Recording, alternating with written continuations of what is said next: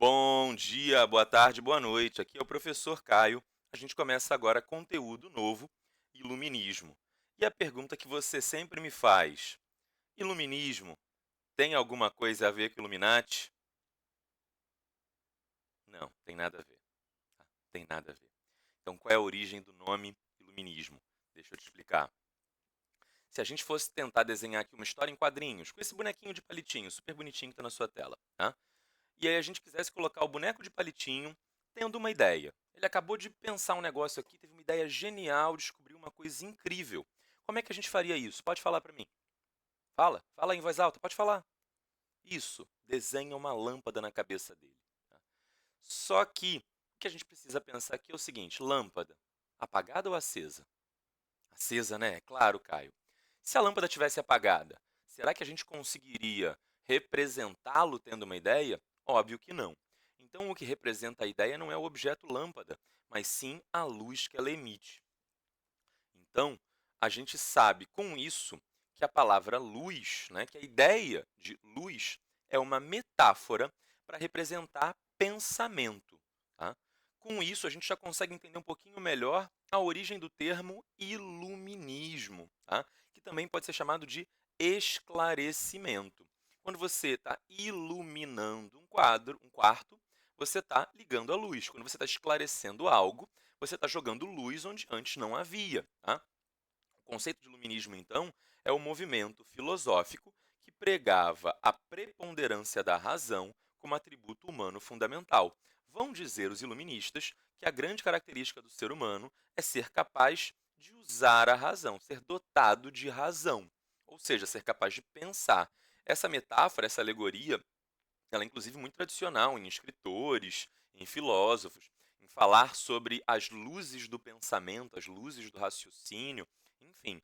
Então, o momento no qual esse atributo humano passa a ser valorizado, o século XVIII passa a ser chamado de século das luzes. Vão dizer esses pensadores iluministas que as luzes estavam se acendendo na Europa, ou seja, que o pensamento estava começando a ser cada vez mais utilizado na Europa. Tá? Onde na Europa vai se desenvolver esse iluminismo? Portugal, Espanha, Rússia, Dinamarca? Não. Nesses três países aqui, Reino Unido, França e Alemanha. Tá? Vamos, inclusive, falar sobre vários pensadores franceses, um inglês e um escocês, ou seja, alguns do Reino Unido também. Não vamos falar muito sobre os pensadores alemães, está um pouco fora aqui da nossa área de abrangência. Sobre esses, provavelmente você vai ter que esperar até ter uma aula de filosofia para aprender um pouquinho melhor. Tá? O que esses pensadores iluministas diziam é que esse momento em que eles estão vivendo, as luzes estão se acendendo. Mas antes disso, o mundo vivia na escuridão da ignorância. O mundo vivia nas trevas, tá? Marcado pela ignorância, pelo atraso e pela superstição. O momento, segundo esses pensadores iluministas, em que esse atraso, superstição e ignorância eram mais intensos, era justamente no período medieval, na Idade Média. É por isso que vai surgir nesse momento, ou vai se consolidar nesse momento, o costume de chamar a Idade Média de Idade das Trevas. Em português isso não é muito usual, mas na língua inglesa, até hoje, ainda é costume se referir à Idade Média com o nome de Idade das Trevas, Dark Ages. Tá? Embora em português a gente não use muito e seja uma forma até certo ponto preconceituosa de falar. Tá? Convém a gente agora falar um pouquinho sobre essa Idade Média a qual os iluministas estão se opondo. Tá?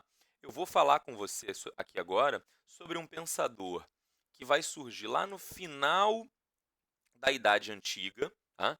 E ele marca o pensamento no começo da Idade Média, e é um cara chamado Agostinho. Ele nasceu numa cidade no norte da África chamada Hipona, Agostinho de Hipona. Mas todo mundo passou a conhecê-lo de verdade depois que ele morreu e, segundo a Igreja Católica, realizou milagres e foi canonizado, foi transformado em santo. Ele se transforma em Santo Agostinho. Santo Agostinho ele tinha uma frase em que ele dizia mais ou menos o seguinte: creio ainda que seja absurdo. O que é uma coisa absurda? Uma coisa absurda é uma coisa que foge à lógica, é uma coisa que foge à razão.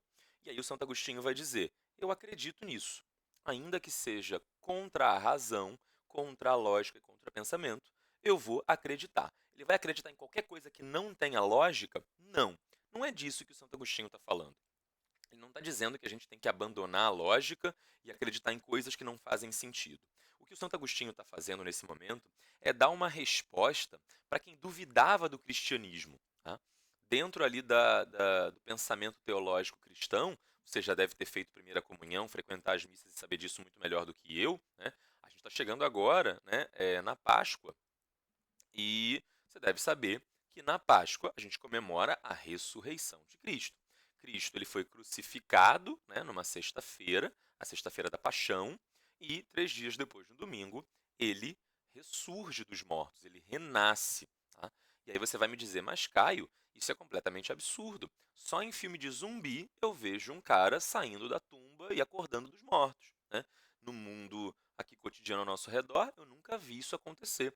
Não tem nenhuma demonstração de que isso tenha acontecido em qualquer momento da história humana.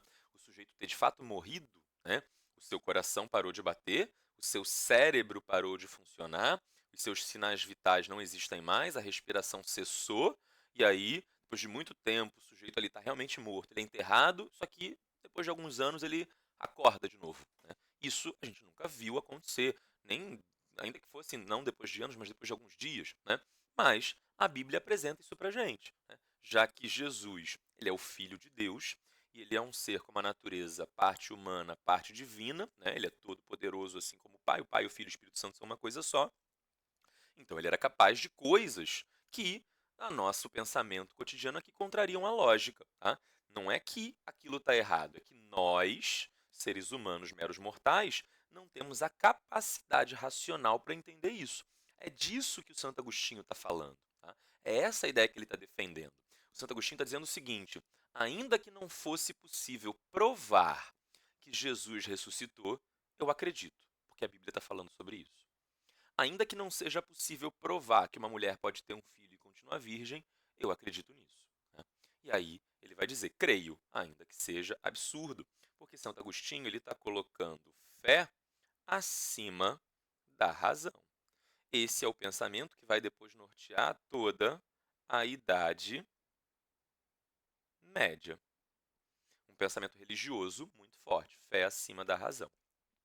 Só que vai chegar ali o período do Renascimento, que você também já deve ter estudado, e no Renascimento as coisas começam a mudar um pouco. Fé e razão ganham cada um o seu espaço, e são espaços diferentes. Tá? Eu vou usar aqui como exemplo um pensador ali do período do Renascimento chamado Galileu Galilei. Ele era um cientista barra pensador, e o que Galileu Galilei vai dizer é o seguinte, olha, fé tem o seu espaço? Tem. Razão tem o seu espaço? Também tem. São coisas diferentes e devem ser usadas em momentos diferentes. Eu não preciso ignorar a razão, mas eu também não vou abandonar a fé. Por que eu não devo ignorar a razão? Vão dizer os pensadores do Renascimento. Porque o ser humano foi feito por Deus. E Deus nos fez racionais. Deus colocou razão na nossa cabeça. Será que Deus ia colocar no nosso corpo a boca se não fosse para a gente falar? Será que Deus ia colocar no nosso corpo os olhos se não fosse para a gente ver? Se Deus colocou a boca na gente, é para a gente falar. Se colocou em nós os olhos, é para que a gente veja. Se colocou em nós a razão, é para que a gente pense. É mais ou menos isso que, ali no Renascimento, eles vão começar a pensar, a acreditar, né? Que a razão tem o seu espaço e a fé também tem o seu espaço. E aí, o Galileu, ele acaba descrevendo isso um pouco melhor, né, num dos seus diários e tal. Ele fala o seguinte, olha, se a gente for procurar na Bíblia explicações sobre a natureza ao nosso redor, algumas delas vão se apresentar erradas. Então, em aspectos sobre o conhecimento da natureza, eu não tenho que buscar explicação na religião e na fé, na Bíblia. Sobre isso eu vou buscar explicação na razão. De que trecho, né, a qual trecho o Galileu está se referindo especificamente? Segundo uma interpretação que se fazia na Idade Média de uma passagem bíblica, né, e era isso que a Igreja Católica defendia na Idade Média, a Terra era o centro do universo e o Sol girava em torno da Terra. Por meio das suas observações, o Galileu vai dizer não, é exatamente o oposto. Tá? O Sol fica no centro do sistema solar e a Terra é que gira em torno do Sol. Né? Então, o Galileu está dizendo que uma passagem bíblica está errada. Isso levou muitas pessoas a questionarem o seguinte, Galileu, se você está dizendo que esse ponto da Bíblia está errado, o que impede tudo de estar errado? E o Galileu falou o seguinte: olha, a gente só vai apelar para a razão e buscar compreensão, inclusive ignorar uma passagem bíblica, se a gente estiver pensando sobre uma passagem da natureza, sobre um fenômeno da natureza. Quem gira em torno de quem? A Terra, o Sol. Para isso eu uso a minha razão. Para os meus aspectos morais, eu continuo usando a religião, a fé, a Bíblia. Tá? A Bíblia me ensina, por exemplo, a fazer bem ao próximo que está do meu lado. Né? A Bíblia, por exemplo, me ensina a amar as pessoas, a fazer o bem, enfim. Então, para assuntos morais de comportamento humano, eu ainda sigo com a fé. Para assuntos sobre a natureza ao nosso redor, eu sigo com a razão. É isso que vai dizer o Galileu.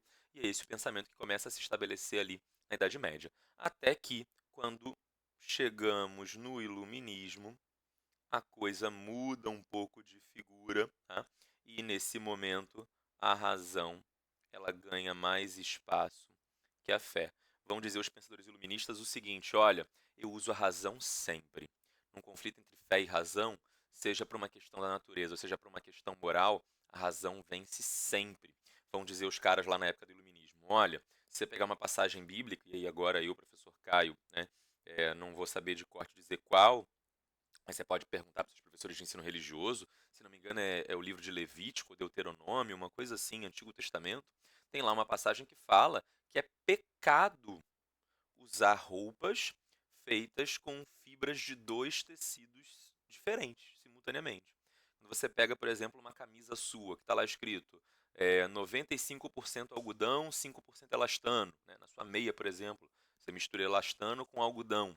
Isso seria, segundo essa passagem bíblica, um pecado. Né? Quando você pega, por exemplo, esse mesmo livro bíblico, né, que eu não tenho certeza se é o Deuteronômio ou se é o Levítico, vou procurar depois e aí conforme for, para quando vocês me perguntarem eu saber responder. Tem uma passagem também que fala que o consumo de frutos do mar é pecado, né? Que o homem não deve raspar a barba, que as adúlteras devem ser apedrejadas, ou seja, uma série de questões comportamentais morais humanas. Né? E aí o que vão dizer os pensadores iluministas é o seguinte: olha, para isso eu também uso a razão. Não tem mal nenhum, não provoca dano nenhum comer frutos do mar. Não provoca mal nem dano nenhum usar uma roupa que é 98% algodão, 2% elastano, que é 50% algodão, 50% poliéster. Isso não faz mal para ninguém. Né? E isso é uma questão, inclusive, moral, na qual eu me filio à razão e não à fé, vão dizer os pensadores iluministas. Tá? Então, se num primeiro momento, tá, lá na Idade Média, a fé sempre vencia da razão, agora, com o iluminismo, a razão sempre vence a fé. Com isso, eu estou dizendo o seguinte: que a fé vai embora do mundo? Não. Que a fé deve ser abandonada? Também não. Tá? Não é que a fé tem que acabar, não é isso. A fé também é um atributo humano. Né? Outros animais, a que me consta, o que eu conheça, não são capazes de fé. Fé é uma característica humana. Né? Um cachorro ele não é capaz de sentir fé. Um pombo, um gato, um peixe, eles não são capazes de fé. Assim como também não são capazes de razão. O ser humano é capaz dessas duas coisas. Né? O que o iluminismo está dizendo não é que você deveria abandonar a fé, mas sim que, quando essas duas coisas entrarem em choque, a razão deveria predominar. Essa é a ideia, esse é o pensamento iluminista, isso que os pensadores iluministas vão defender, tá? Que a razão deve sempre predominar. Para pensar com a gente aqui hoje. Né? Imagina o seguinte: a gente está em casa agora por causa dessa quarentena do coronavírus. Tá? E a gente está, certamente, eu imagino que vocês estejam, né? Enfim, é, a gente está com certeza rezando, né, para que o menor número possível de pessoas seja afetado, o menor número possível de pessoas venha a falecer, para que os danos causados não sejam muito grandes. A gente está rezando para isso? Estamos rezando para isso. Tá? Pode ter certeza, está todo mundo rezando para isso. E se amanhã a gente descobrir uma vacina, a ciência saiam com uma vacina nova, perfeita, maravilhosa, que previne o coronavírus para sempre e que não tem nenhum efeito colateral negativo? Você vai deixar de tomar a vacina? Ah, não, eu prefiro ficar aqui só com a fé. Já que eu rezei aqui e pedi para Deus, então eu não vou nem tomar vacina, não. Eu vou ficar só aqui na reza mesmo. Claro que não, você vai continuar rezando, mas vai tomar a vacina. Pode ter certeza que o padre da paróquia que você frequenta, por mais que ele reze, e ele deve rezar muito, né? Quando ele tem uma dor de cabeça, ele talvez reze para essa dor de cabeça melhorar, mas ele com certeza, antes disso, toma um comprimido de dipirona com um copo d'água. Tá?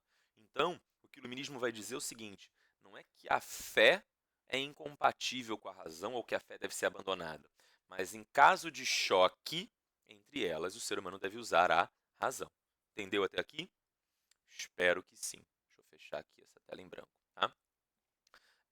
O iluminismo, de forma geral, ele defendia as liberdades, liberdade de expressão, liberdade de opinião, liberdade religiosa, liberdade política, liberdade econômica, e defendia a ciência, o pensamento científico. E o iluminismo era um movimento burguês. Essas duas últimas características, defesa das liberdades e da ciência e movimento burguês, eu estou te dizendo agora, mas eu não estou provando, tá? Eu só preciso que você, nesse primeiro momento, confie em mim e acredite que o iluminismo era um movimento burguês, que acredite que o iluminismo defendia a liberdade e a ciência.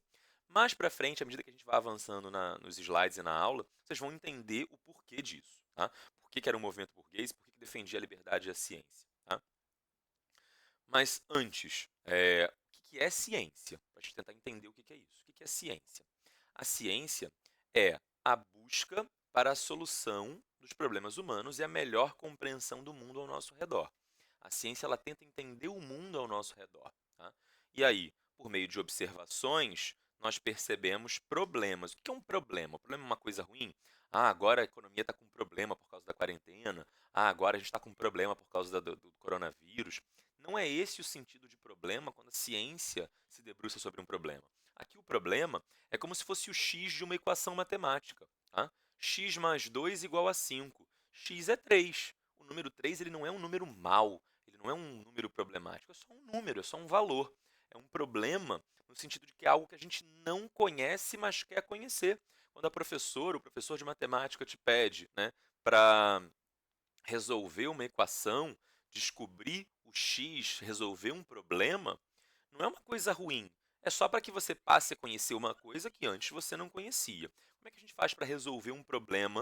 A gente está olhando o mundo ao nosso redor e descobre um problema. Por exemplo, eu estou deitado embaixo de uma árvore, tá, de um pé de maçã, de uma macieira, e aí eu estou aqui dormindo, cochilando, de repente uma maçã cai dessa árvore na minha cabeça.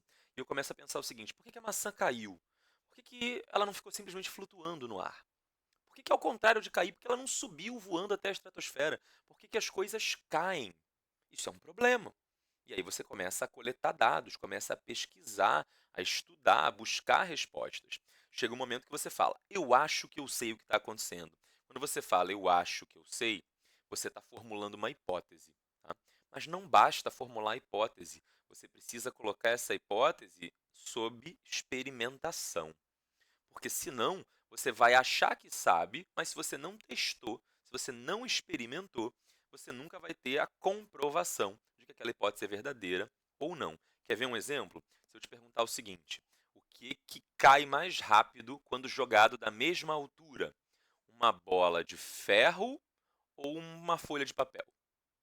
Uma bola de ferro maciça, tá? De 20 quilos, ou uma folha de papel? Você vai me dizer, a bola de ferro cai mais rápido, Caio. E se eu te perguntar por quê, você já vai ter uma hipótese, é um problema, é uma coisa que você não sabe o porquê, mas você quer conhecer. E aí você começa a pensar, pensar, pensar, e você chega numa hipótese. Ah, Caio, a bola de ferro é mais pesada, por isso que ela cai primeiro. Né? Só que se você não fizer uma experiência, você nunca vai saber se isso é assim mesmo ou não. Você nunca vai ter a comprovação da sua hipótese. Teve um pensador, barra cientista, enfim, né, chamado Galileu. Ah, já acabei de falar do Galileu com vocês. Enfim, acabei de ter uma amnésia aqui momentânea de que eu tinha falado do Galileu. O pensador Galileu, né, o cientista Galileu, ele decidiu fazer uma experimentação, uma observação. Ele pegou uma bola de ferro, tipo uma bola de canhão maciça, tá? E uma bola do mesmo tamanho, mesmo formato, só que de madeira e oca. Pegou as duas, subiu no alto de uma torre e soltou as duas.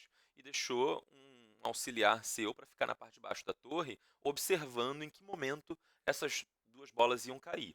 E aí o que todo mundo pensava é que a bola de ferro cairia muito mais rápido e chegaria ao solo primeiro. Tá? O que aconteceu é que as duas bolas, a de ferro maciça e a de madeira oca, chegaram no chão ao mesmo tempo.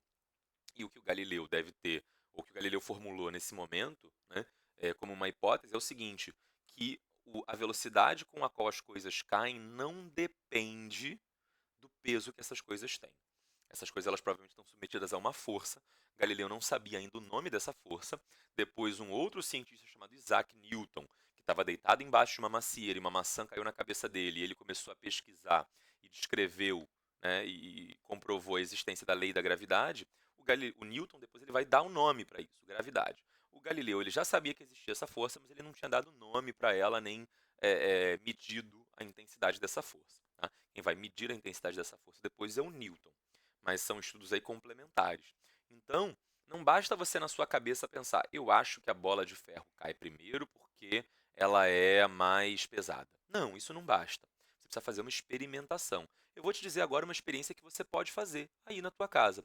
Pega duas folhas de papel do mesmo tamanho, mesmíssimo tamanho. Tá? Pode ser duas folhas do mesmo caderno, duas folhas da mesma resma, enfim, duas folhas iguais. E aí, uma delas você amassa, faz uma bolinha de papel. Tá? Depois, você sobe no alto da cama. Tá? Cuidado para não cair.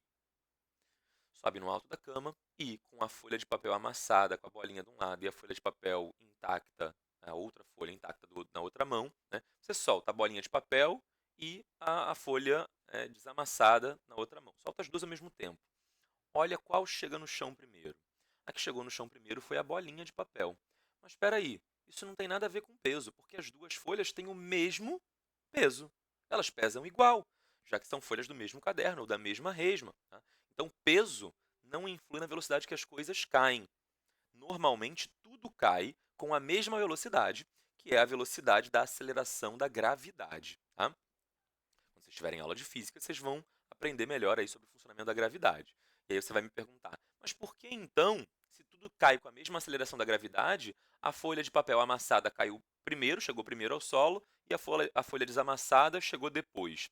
O que influiu na folha desamassada foi a chamada resistência do ar, uma questão aerodinâmica. Tá? O Galileu, ele, inclusive, formulou a seguinte hipótese, e ele não podia provar essa hipótese na época, porque ele não tinha os meios para fazer a experiência. Mas ele formulou a seguinte hipótese: no vácuo, se você tirar o ar, é possível que um pedaço de ferro e a pena de um passarinho, uma pluma de um pássaro, cheguem ao chão ao mesmo tempo, no vácuo. Tá? E você vai me dizer, será que chega? Chega. Já fizeram essa experiência. Tem vídeo no YouTube, inclusive, você pode procurar depois que essa aula acabar. Pegaram uma câmara a vácuo, completamente selada, com vários motores, sugaram ar dali de dentro, ficou só vácuo, né?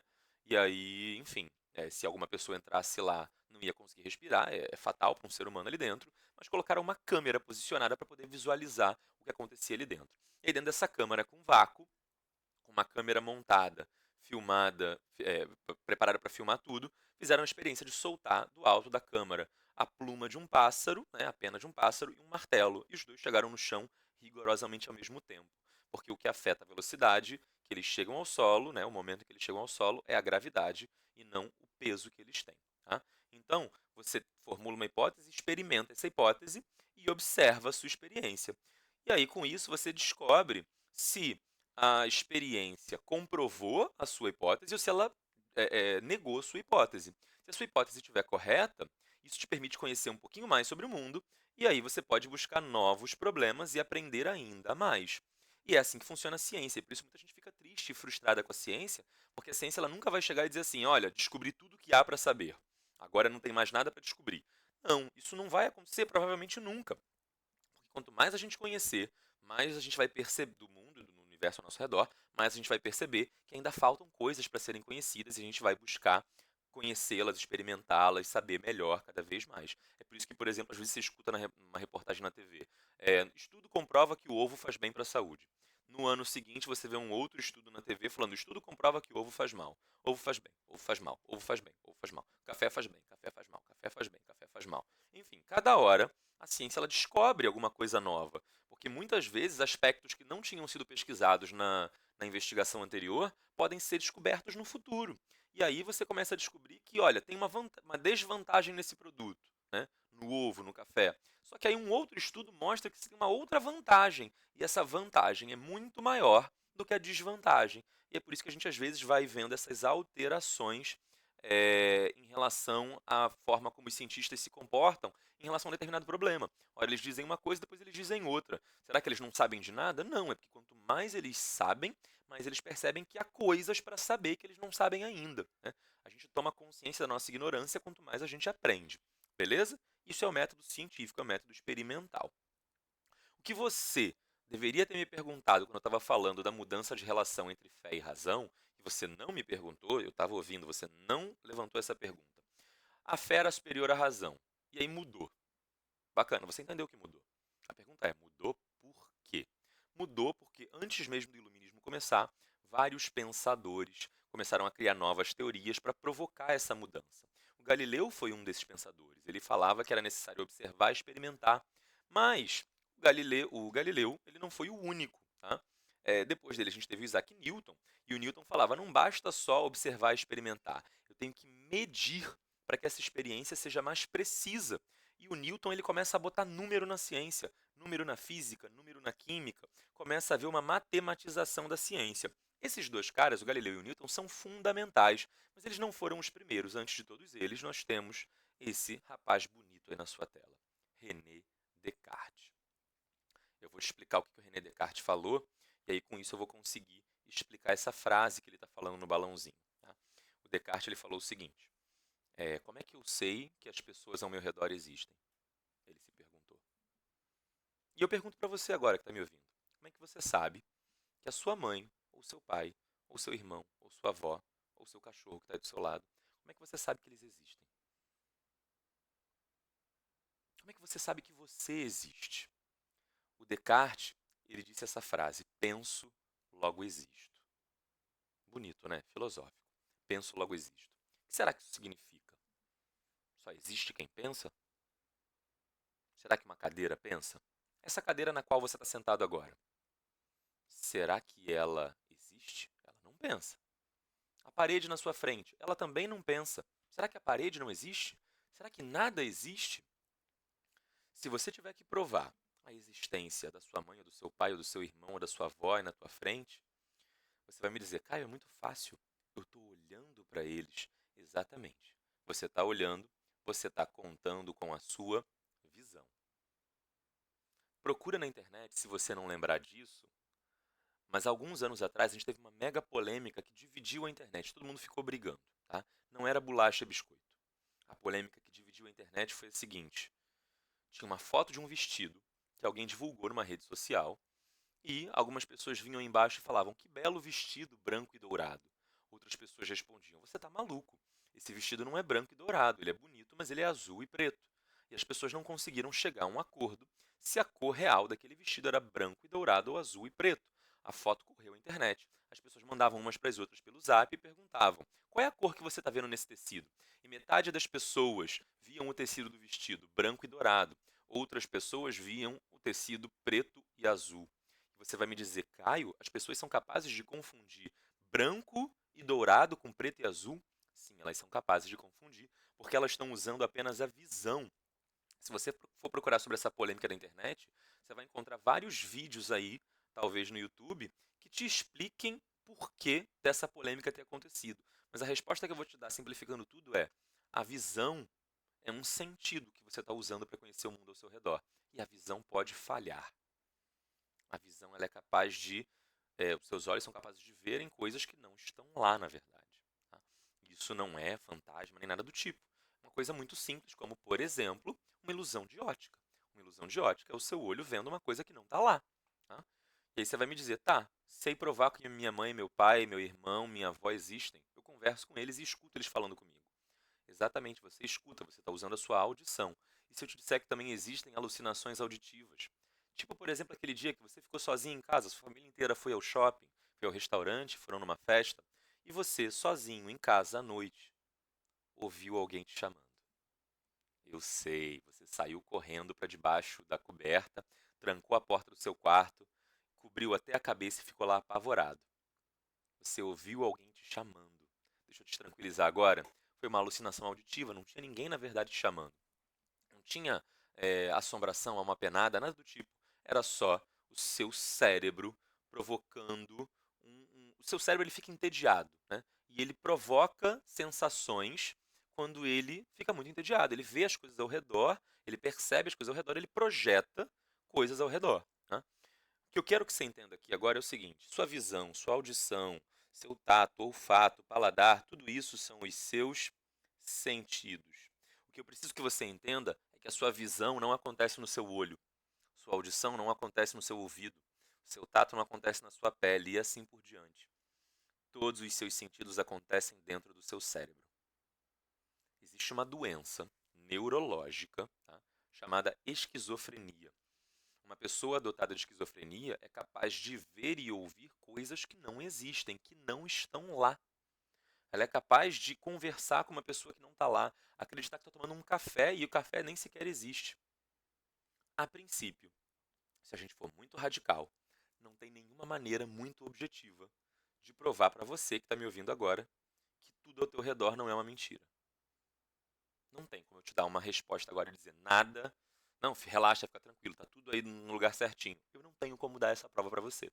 Talvez o simples ato de estar assistindo essa aula agora, que você acha que está vendo um vídeo e ouvindo uma voz, talvez isso seja um sonho muito realista, talvez isso seja uma alucinação. Não tem, a princípio, como você provar que nada ao teu redor existe usando apenas os seus sentidos, porque os seus sentidos podem falhar. O Descartes percebeu isso e começou a ficar angustiado. Ele falou: meu Deus, será que eu, Descartes, existo? E aí, para se tranquilizar, ele começou a buscar uma resposta. Será que ele existia? E aí ele começa a pensar, pensar, pensar, e ele fala: cara, eu não tenho prova de que minha esposa existe, meus filhos, minha mãe, meu pai, ninguém ao meu redor, de que nada ao meu redor existe. Eu não tenho prova nem de que eu mesmo, Descartes, exista. Aí ele um dia começou a pensar. E pensou, pensou, e ele pensou, sei lá, num bife. Ele pensou numa taça de sorvete, ele pensou em qualquer coisa. Pensa aí você no que você quiser. Pensa numa taça de sorvete de chocolate, com calda, com uma cereja em cima e chantilly. Se você não sabe que as pessoas ao teu redor, se as pessoas ao seu redor existem, esse pensamento que você está pensando agora, você não tem como atribuí-lo às pessoas ao seu redor, porque você não sabe se elas existem. Esse pensamento, essa ideia da taça de sorvete de chocolate, ela não tem como ser atribuída à sua mãe, ao seu pai, a seu irmão, à sua avó, porque você não sabe se eles existem. Mas você sabe que a ideia existe porque ela foi pensada, porque a ideia existiu. Então tem que ter uma mente que pensou essa ideia. Tem que ter uma mente para pensar nessa ideia. Se você não pode provar que é a mente da sua mãe, do seu pai, da sua avó, do seu tio, só pode ser a sua mente. Quando você pensa, a sua mente está funcionando. E se a sua mente existe, você existe, porque as mentes existem dentro de alguém.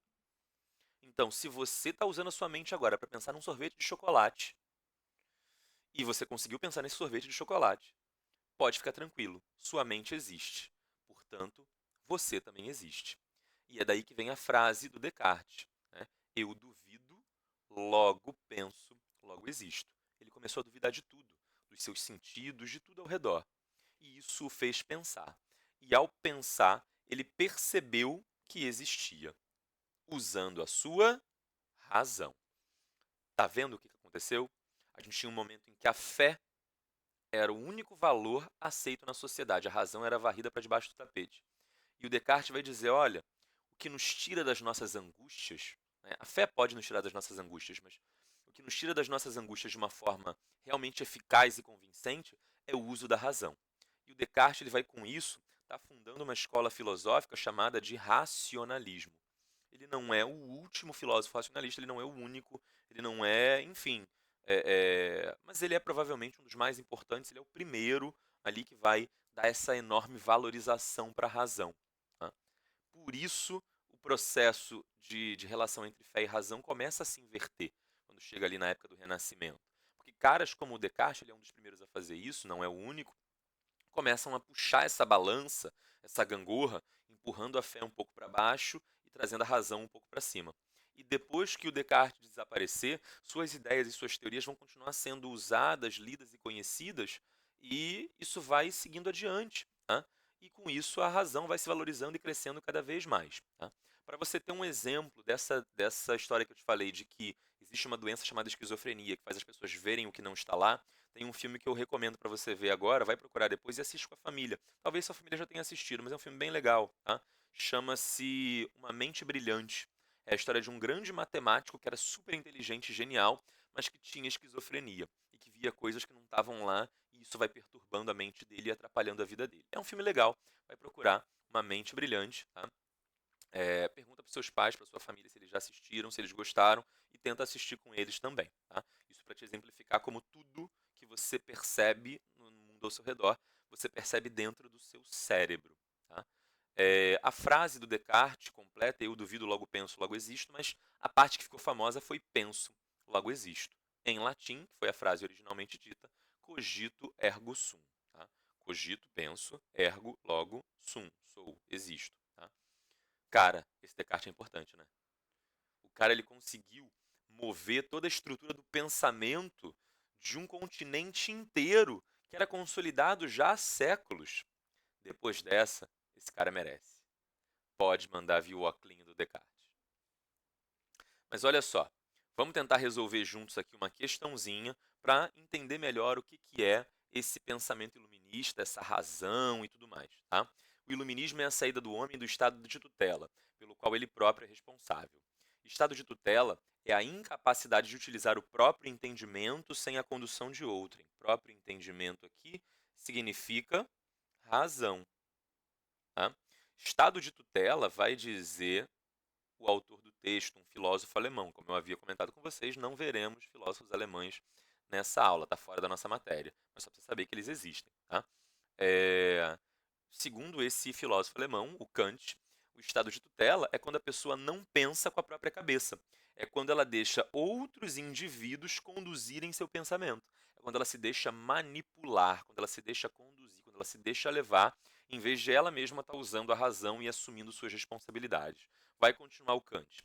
Cada um é responsável por esse estado de tutela, quando a causa se refere não a uma insuficiência do entendimento, mas à insuficiência da resolução e da coragem para usá-lo sem ser conduzido por outrem. Caio, não entendi nada. Que frase enorme. Deixa eu te explicar o que ele falou aqui. Tá? Eu vou quebrar essa frase em duas. Ele vai dizer assim: cada um é responsável por esse estado de tutela quando a causa não se refere a uma insuficiência de entendimento. Tá? Ou seja, tem momentos em que as pessoas elas não vão poder usar a sua razão, não vão poder usar o seu entendimento, e aí elas vão ficar num estado de tutela. Por exemplo, quando você era um bebê, tá? Você não era capaz de usar a razão. Com um dia de vida, você não era capaz de usar a razão. Você não era capaz de, por exemplo, se limpar sozinho, se alimentar sozinho. Você era tutelado, você era cuidado por alguém, alguém te conduzia, alguém escolhia qual roupa você deveria usar, como você deveria onde você deveria ficar, que horas deveria ser o seu banho. Certamente tinha alguém que escolhia isso tudo para você, porque você não tinha capacidade de usar o seu próprio entendimento. Então, quando existe uma insuficiência do entendimento, no caso de um bebê que não é um ser completamente racional ainda, porque o cérebro não está totalmente desenvolvido, aí tudo bem, a culpa não é da pessoa. Mas se a pessoa não tem nenhuma insuficiência, se ela não tem nenhum problema neurológico, né, nenhuma incapacidade, e ainda assim ela fica no estado de tutela, a culpa é dela, porque faltou a ela coragem para usar o seu intelecto. Vai dizer o Immanuel Kant, sapere aude. Sapere aude significa tenha coragem, coragem de saber, coragem de aprender. Tenha coragem de usar seu próprio entendimento. Esse é o lema, essa é a divisa do iluminismo. O que está dizendo o Kant aqui para gente? Olha, gente, razão é importante e todo mundo tem que usar. Esse negócio de crer, ainda que uma coisa seja absurda, não, você tem que crer se aquilo fizer sentido para você. Se não faz sentido para você, abandona essa crença. Tá? Não significa que você tem que desacreditar de tudo. Na verdade, o que o Kant está propondo é a coragem das pessoas buscarem o fundamento das suas crenças. É a coragem de buscar argumentos para comprovar suas crenças. Não é acreditar por acreditar, tal coisa é assim, deve ser assim mesmo. Pronto, sempre acostumei a pensar desse jeito e vou continuar pensando. Não, o que ele está dizendo é, tenha coragem de saber, tenha coragem de aprender, sapere aude. Tá? Tenha audácia, audácia, de sapere, de saber. Tá? É uma expressão em latim também, sapere aude. Tá? Então vamos, de fato, para a pergunta. No contexto da expansão capitalista do século XIX, uma das ideias centrais... Você não precisa entender o que quer dizer isso aqui não, tá? Expansão capitalista do século XIX. Isso aqui não faz a menor diferença para a gente. O que realmente importa aqui é o seguinte. Uma das ideias centrais do iluminismo, de acordo com o texto, está associada à valorização... E aí? Valorização do quê? O que o iluminismo valoriza? O entendimento, a razão, o pensamento. Onde é que está se falando sobre razão aqui? Na letra D. Caio, você falou para a gente lá atrás que o iluminismo também defende a liberdade. Isso é uma ideia iluminista. Tá? Ok, é verdade. Mas ele não quer que você fale uma característica qualquer do iluminismo. Ele quer uma característica do iluminismo de acordo com o texto. E de acordo com o texto, é cada um ter a coragem de usar a razão, tá? De observar, de buscar o fundamento científico, racional das suas crenças. Tá? Então, a opção que melhor responde a isso aqui é a letra D de dado. Vamos ver se é esse o gabarito? Perfeitamente esse o nosso gabarito. Tá? Então, a gente já viu a introdução do iluminismo, o que é, onde aconteceu, quais foram as causas de ter acontecido isso na Europa, né, em que momento isso está se desenvolvendo. E aí, o nosso próximo ponto é a gente conversar sobre vários pensadores iluministas, pensadores que apareceram na Inglaterra, na Escócia, na França, enfim, e o que cada um deles pensou. Mas como a gente vai levar um certo tempo para aprofundar isso tudo, eu vou encerrar essa aula por aqui, tá? Porque não vale a pena, não faz sentido a gente começar a explicar alguma coisa que a gente não teria tempo de acabar. Então, eu estou encerrando por aqui, tá? Aguarda no próximo vídeo que a gente vai falar sobre cada um dos pensadores iluministas, o que cada um deles propôs, como eles se comportaram, que ideias eles desenvolveram, enfim, e vamos resolvendo questões sobre isso também, para a gente estar sempre aprofundando os conhecimentos. Se tiver ficado dúvida, comenta aqui embaixo sua dúvida, me manda a sua dúvida que eu respondo, tá? Se for uma dúvida muito curta, eu respondo na forma de texto. Se for uma coisa muito complexa, tá? Que eu preciso dar uma explicação muito longa, eu gravo um vídeo só para te responder, tá bom? Então, espero que vocês tenham me seguido até aqui, que a gente tenha se entendido. Fiquem bem, tá? Tenham uma excelente Páscoa com as famílias de vocês, enfim, aproveitem esse momento de reflexão e de fé, né, para fazer esse recolhimento espiritual que é necessário nesse momento tão difícil que a gente está passando de provação, né, para nós e para nossa sociedade, tá? Fiquem bem, vai dar tudo certo, tenham fé, acreditem e não esqueçam de lavar as mãos.